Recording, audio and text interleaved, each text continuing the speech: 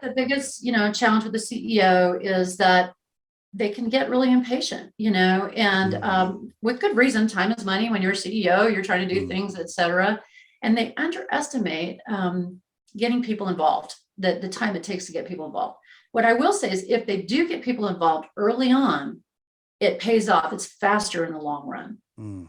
But what they do is they kind of tend to bake things out and roll it out and stuff like that in a kind of a closed quarter room, et cetera. And they're not tapping into the ideas from the bottom up. So that would be my advice.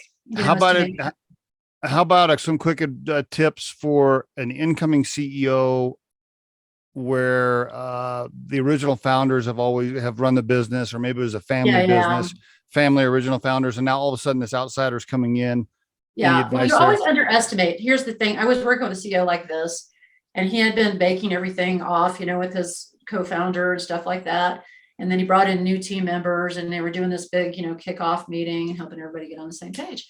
And he thought, oh, everything that I'm saying, they're going to get it exactly like I'm saying it, and they're going to, and he was shocked. He thought, and partially too, because he works with like software development and they're kind of quiet, and I had said, hey, we need to do sessions. And he said, well, I don't know if they'll get engagement. They'll get radio silence. Part of it was radio silence because his psychological size, like he's so important. I don't want to challenge, or how do I look good with this person, et cetera, And so I was like, you got to really engage. You have to ask questions. That's why in my book, I got the 5 C's so that they know how to make sure that they're asking for clarifications, for compliments on an idea, concerns about it, suggested changes, commitment. Otherwise, you think they're committed. They're all nodding. Here's important.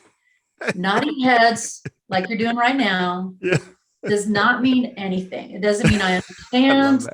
It doesn't mean I agree. It means nothing. Right? Oh, that's good. Until you get in there and really learn how to probe, that's the second step of alignment.